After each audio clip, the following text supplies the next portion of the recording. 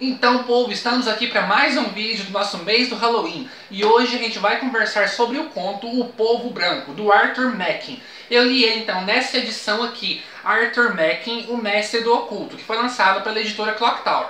Então vem comigo logo depois da abertura.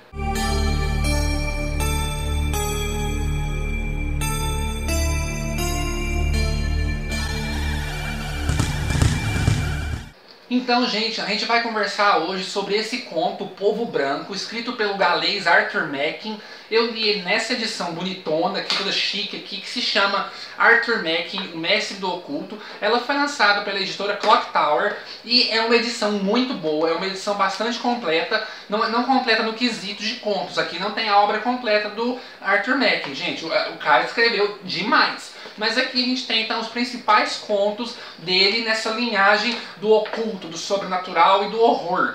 E tem só coisa boa aqui, viu, gente? Eu escolhi então para poder estar conversando com vocês sobre o conto O Povo Branco. Primeiro eu quero falar rapidinho sobre o autor aqui. Ele nasceu em 1863, lá no país de Gales. Olha para vocês verem, ele era galês, gente. E o país de Gales, ele é uma das 4 ilhas ali que faz parte do Reino Unido. E então, ele foi muito influenciado pelos arredores dele, porque o pai dele tinha uma grande biblioteca e tudo mais, né? E ele lia muito. Só que o que mais influenciou ele na literatura que ele foi escrever no futuro foi justamente o avô dele e também os arredores, porque ele morava em um lugar bem ermo, sabe? Tinha muitas florestas ao redor, muitas montanhas, aquelas paisagens épicas, muito bonitas, sabe? E isso influenciou demais ele. Inclusive, se a gente for ler as obras dele, tanto é nessa que eu vou conversar hoje com vocês, O Povo Branco, quanto outras obras dele, você vê que ele tem muita essa influência da natureza, dos mistérios que guardam as florestas, dos mistérios celtas, esse tipo de coisa. É muito legal ver isso na obra dele. Aqui no Brasil, então, a gente tem lançamento dele somente 3 obras. A gente tem essa daqui, que é a mais antiga, que se chama O Terror. Aqui nós temos a novela O Terror, depois tem alguns fragmentos de contos. A novela é bem grande. Depois, aqui ó, O Terror aqui, ela tem mais de 120 páginas. E depois nós temos Ornamentos em Jade, que são vários pequenos contos, curtinhos mesmo.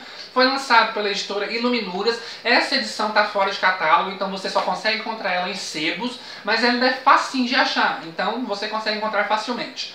Depois foi lançado pela Penalux essa edição bonitona aqui, muito legal, do Grande Deus Pan. Eu fiz resenha desse Grande Deus Pan, eu acho que foi no mês do Halloween do ano passado. Qualquer coisa eu deixo aqui em cima então nos cards para vocês conferirem então.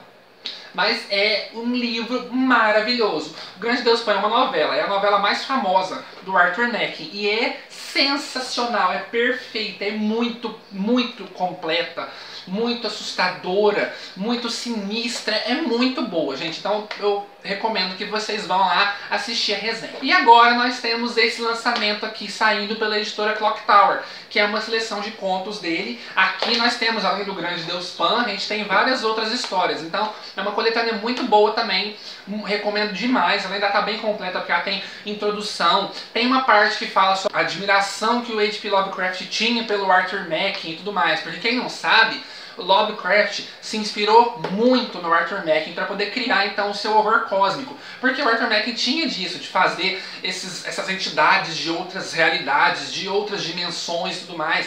Tanto é que o próprio Deus Pan trata muito disso. E isso influenciou muito o Arthur Machen. Tanto é que é bem interessante que a novela, O Grande Deus Pan, ela está presente tanto aqui quanto aqui.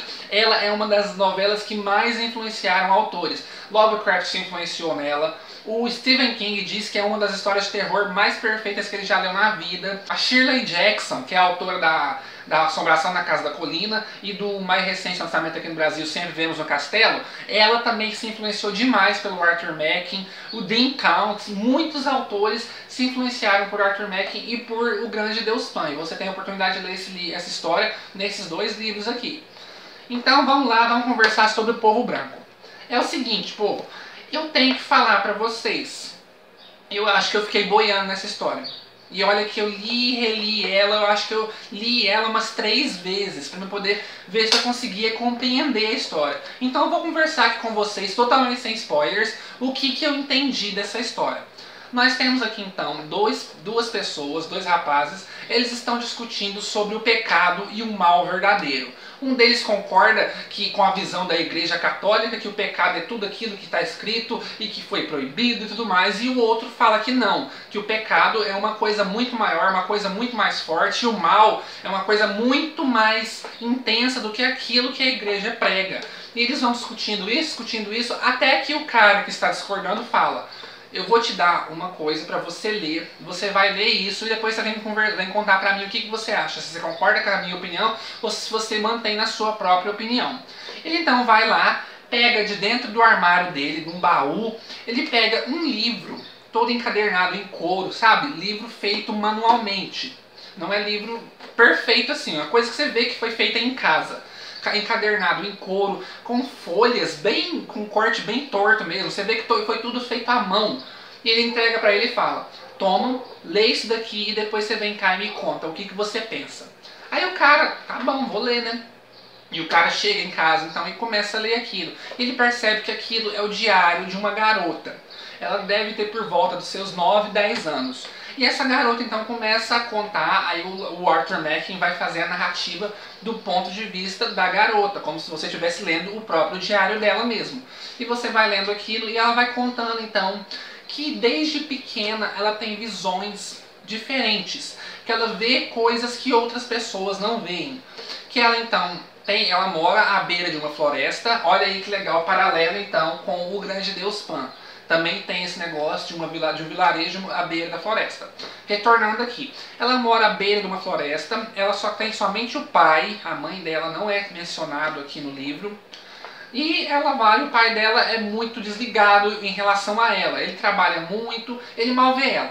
E ela fica sob os cuidados da babá. Ela nunca menciona o nome da babá. E ela fica sob os cuidados dessa babá, que até então parece ser muito severa. E acontece que ela mora na beira dessa floresta e ela é fascinada por essa floresta. A floresta é muito bonita, cheia de vida, muito densa, muito grande, muito alta, com árvores altíssimas, a copa que se fecha em cima não deixa a luz entrar. É uma floresta muito bonita e, digamos de passagem, um pouco tenebrosa também. E acontece que ela tem o costume de olhar demais para essa floresta, até que um dia a babá dela está desprevenida, está por lá, desatenta a menina, e a menina resolve entrar na floresta. E a menina entra dentro dessa floresta e vai embrenhando cada vez mais dentro, e ela vai e encontra com o que ela diz ser uma coisa que ninguém nunca viu antes. Ela vê então o povo branco. Ela vê dois seres que são extremamente brancos, branco feito giz, só que com cabelos pretos e longuíssimos. Eles, de acordo com a descrição dela, eles não usam roupa nem nada, são muito brancos. E aquele cabelo muito longo, muito preto. Um tem o cabelo ondulado e o outro tem o cabelo muito liso. E o cabelo muito preto, ela não sabe diferenciar se é masculino ou se é feminino, por mais que eles estejam nus, ela não sabe diferenciar. E esses dois seres então começam a dançar em volta dela e começam a conversar com ela, só que ela não entende o que eles estão falando. Ela diz que eles têm as orelhas pontudas, que eles têm os olhos meio amendoados, embora não grandes, é tipo o nosso, só que amendoado, sabe? E o olho muito azul, e eles são muito brancos, eles dançam com uma graciosidade muito grande ao redor dela, e ela fica hipnotizada por aquela dança, ela fica embasbacada com os movimentos graciosos que eles fazem e tudo mais. E ela vai então e fica por ali muito tempo. Enquanto isso, depois ela vai ficar sabendo disso, né, que a babá organizou uma expedição gigantesca de busca à menina, porque eles não encontravam ela em lugar nenhum, e todo mundo foi varrendo a floresta e procurando por todos os lados, e procurando, e ninguém achava, como se ela tivesse ido parar numa outra dimensão. Até que essa babá, ela consegue encontrar a menina. Ela chega lá e ela vê o povo branco, ela vê essas duas pessoas dançando também. Ela vai lá e fala com esses dois, ela fala na mesma língua deles, é muito estranho isso, fala na mesma língua deles lá, eles ficam sérios e voltam de novo para dentro da floresta. Um entra no meio de uma árvore e o outro entra dentro do rio e afunda reto. É muito estranho. Ela vai então, pega a menina no braço e fala: eu não quero que você venha aqui de novo. Então a menina acha muito esquisito aquilo e volta para casa. Aí entra a parte onde eu não entendi. Porque daí a mulher volta para casa e começa a contar diversas histórias que não tem nada a ver com o povo branco, mas que tem uma pitada de sinistro. Por exemplo, ela conta a história de uma moça que um dia estava vagando pela floresta e encontrou um poço. E essa moça achou o poço muito bonito e olhando o poço ela caiu lá dentro. Quando ela cai lá dentro, ela cai lá no fundo e ela vai e fica maravilhada com as coisas que tem lá dentro.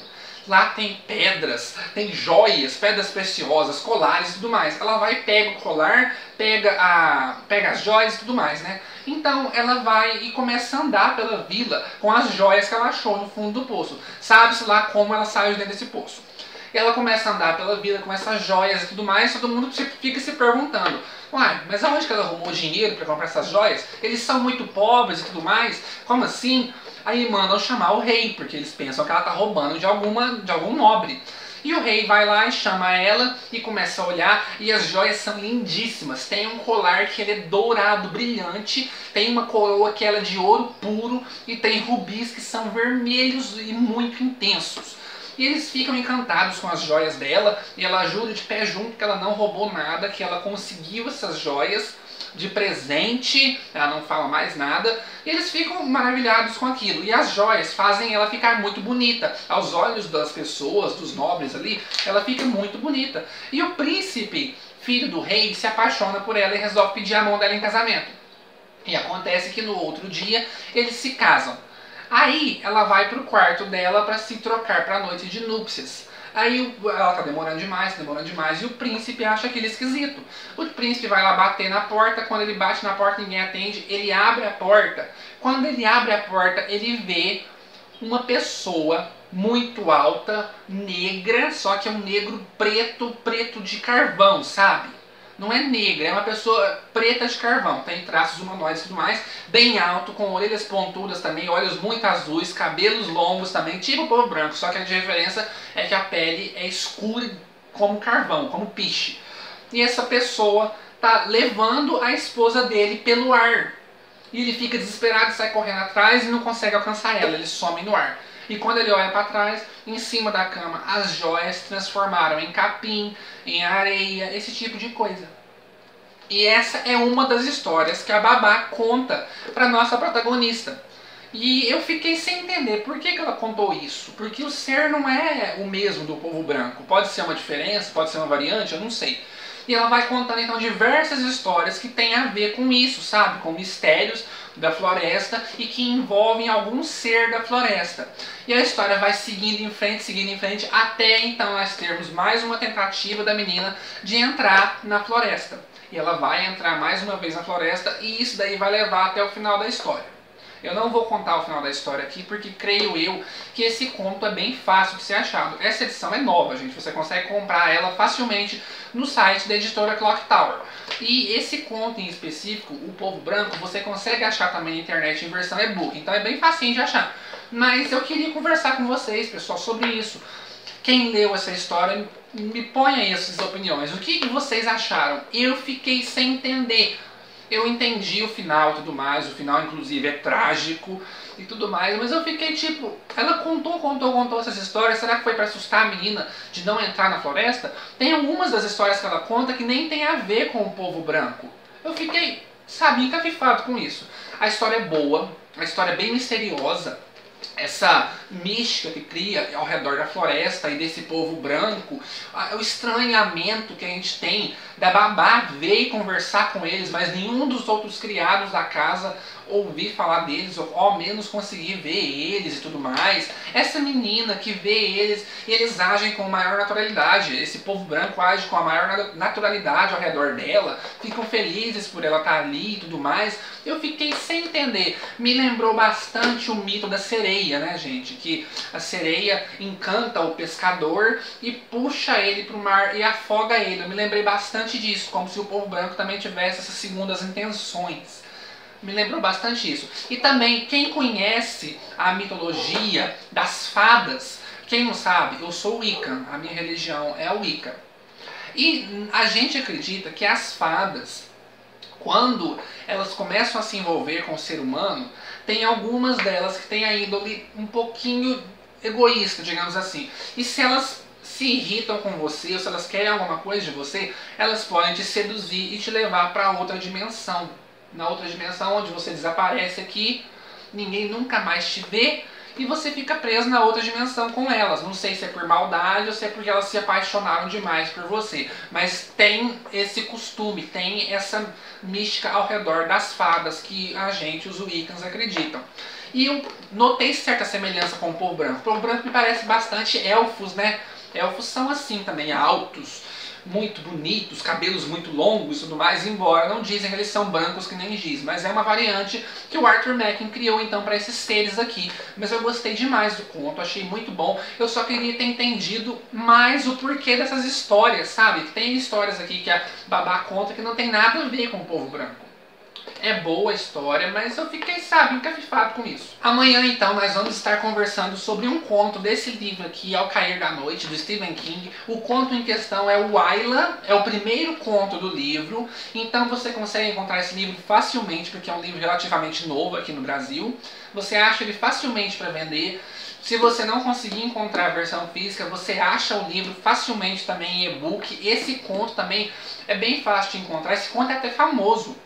E eu já li ele só que a gente vai conversar com ele sobre ele só amanhã. E eu quero muito conversar, já até tirei o marcador daqui. Quero muito conversar com vocês porque eu achei bem legal essa história. Então eu convido todo mundo para vir aqui amanhã no canal conversar comigo sobre o conto O Ayla, do Stephen King. E eu pergunto para vocês, o que vocês acharam do conto O Povo Branco, do Arthur Machen? Conta aí pra mim, o que vocês acharam? Eu gostei, eu achei legal, só que eu fiquei um pouco, sabe, em dúvida quanto a essas histórias que a Babá contava. Eu li 2, 3 vezes o conto para poder ver se eu pegava o que tinha por trás daquilo. Porque, como eu disse diversas vezes nesse vídeo, ela não conta somente histórias relacionadas ao povo branco. Ela conta outras histórias, outras fábulas também. E eu fiquei meio assim, vamos ver. Mas o que vocês acharam? Conta aí pra mim nos comentários, vamos conversar. Então, pessoal, espero que vocês tenham curtido o vídeo de hoje. Deixa o dedão pra cima aí e volta aqui no canal amanhã pra gente conversar sobre o conto O Ayla, do Stephen King. Então, até amanhã, pessoal. Tchau, tchau.